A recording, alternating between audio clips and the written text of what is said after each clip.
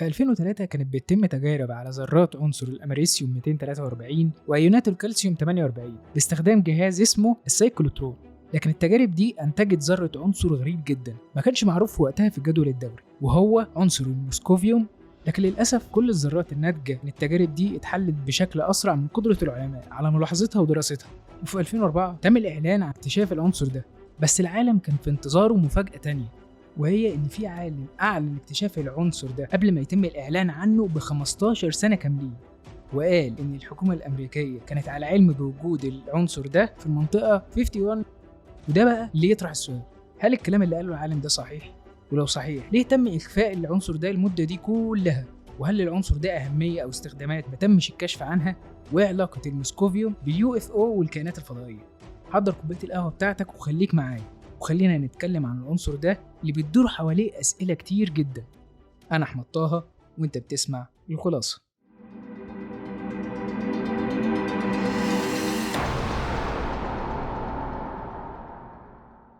أهلا بيك يا صديقي العزيز في حلقة جديدة من الخلاصة. في 2 فبراير سنة 2004 أعلن العلماء في المعهد المشترك للأبحاث النووية في دوبنا بالتعاون مع مختبر أوكريدج الوطني وجامعة فاندربيلت ومختبر لورنس ليفرمور الوطني عن نجاح تصنيع عنصر الموسكوفيوم. عنصر الموسكوفيوم هو عنصر كيميائي اصطناعي مشع، يعتبر من سلسلة عناصر اليورانيوم الموجودة في الجدول الدوري، وأطلق عليه العلماء اسم موسكوفيوم تيمنا بإقليم موسكو اللي كان فيه مكان المعهد المشترك للأبحاث النووية اللي تم اكتشاف العنصر فيه. العنصر ده مش متواجد في الطبيعة، ده بيتم تصنيعه في المعامل، وعشان كده استخداماته حاليا محدودة جدا ويستخدم بس في الأغراض العلمية. عمره النسبي 8/10 من الثانية، وبيتحلل لعنصر تاني اللي هو عنصر النيوهونيوم 285 المشع، واللي بيعتبر برضه من العناصر المكتشفة حديثا، وبالتالي بيعتبر عنصر الموسكوفيوم من العناصر اللي مش مستقرة اللي متوقع انه يكون ليه تأثير ضار بصحة البشر نتيجة نشاط الإشعاعي العالي. في 28 نوفمبر 2016 أعلن الاتحاد الدولي للكيمياء البحتة والتطبيقية تسمية 4 عناصر جديدة، منهم العنصر 115 واللي تم تسميته بعنصر الموسكوفيوم، وتم إعطائه رمز MC في الجدول الدوري. وبتقول جاكلين جيتس، وهي عالمة بمجموعة العناصر الثقيلة في شعبة العلوم النووية في مختبر بيركلي في ولاية كاليفورنيا، إن العنصر رقم 115 نادر جدا، وإن تصنيع ذرة واحدة منه في مسارعات الجسيمات كل مرة بيتكون لجزء من الثانية بس قبل ما يتحلل لعناصر تانية. طب إيه بقى علاقة الموسكوفيوم وحكاية الفضائيين دي؟ خليني أقول لك إن رغم اكتشاف العلماء للعنصر ده من وقت قريب، إلا إن اسم العنصر ده كان معروف من قبليها. أنا هنا بكلمك عن قصة روبرت سكوت لازار أو المعروف ببوب لازار. في سنة 1989 خرج بوب لازار بتصريحات عن معلومات سرية للغاية، ده على حسب ما هو قال، وقال إن العنصر رقم 115 اللي ما كانش موجود في وقتها في جدول الدوري أصلا، ادعى إن العنصر ده موجود، وإنه كان موظف سابق في المنطقة Area 51 أو المنطقة 51 الشهيرة السرية في نيفادا اللي بتديرها القوات الجوية الأمريكية، وإنه كان شغال في الهندسة العكسية للصحون الفضائية الطائرة المحطمة. وقال إنه تعامل شخصيا مع العنصر رقم 115 اللي كان بيستخدم في المركبات الفضائية. وقال لازار إنه من المستحيل تصنيع عنصر بهذا الثقل على كوكب الأرض.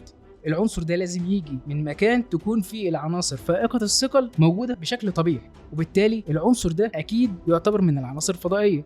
وزي ما قال، المادة دي ليها خصائص غامضة بتمكن الصحون من الاختفاء وإنها تتحرك بسرعات عالية، وبتستخدم في تقنيات الدفع المضاد للجاذبية. ودليل على الكلام ده إنه اشتغل على 9 مركبات فضائية مخزنة في عنبر موجود في المنطقة 51. الحكومة الأمريكية طلعت وأعلنت إن المنطقة 51 تابعة للقوات الجوية وبيتم فيها إجراء اختبارات للطيارات الجديدة، وإن أصلا العالم ده مش موجود ضمن الناس اللي بيشتغلوا في المنطقة. لكن في الوقت ده لا تم ذكر ولا نفي أي معرفة بالعنصر 115 اللي هو عنصر الموسكوفيوم. وقال جيريمي كاربل اللي أخرج الفيلم الوثائقي بوب لازار المنطقة 51 والصحون الطائرة إن العنصر رقم 115 اللي قدر لازار إنه يوصل له كان في صورة أكثر استقرارا. ورغم إن مفيش دليل على وجود العنصر ده بشكل مستقر، إلا إنه قال إن عنصر الموسكوفيوم ليه نظائر زي نظائر الذهب، وإن الذهب ليه 37 نظير، لكن نظير واحد بس هو اللي مستقر وبيتم استخدامه. دلوقتي بقى السؤال ليك: هل لازار فعلا كان عنده حق، وخصوصا إن متمش تكذيب موضوع العنصر 115 لما أعلن عنه؟ ولو كده ليه تم إخفاء الموضوع ومحدش اتكلم عنه في وقتها؟ وليه فضل الموضوع أكتر من 15 سنة محدش ذكره غير بعد إعلانه بفترة طويلة؟ ولو كان كلامه غلط، إزاي قدر يوصف العنصر 115 بالشكل ده ويتكلم عنه قبل ما يتم الإعلان عن اكتشافه سنة 2004؟ مستني ردك في التعليقات، وما تنساش تدعمنا بشير للحلقة عشان نقدر نكبر ونكمل أكتر. وهتبسط طبعا لو شفت الحلقات اللي فاتت وتابعت الحلقات الجديدة ونزلت بصيت على المصادر لو بتتابعني على الفيسبوك أو على صفحة البودكاست. أما لو بتتابعني على اليوتيوب ياريت تعمل اشتراك في القناة عشان يوصلك الفيديوهات أول بأول. أنا أحمد طه، أشوفكم بخير. سلام.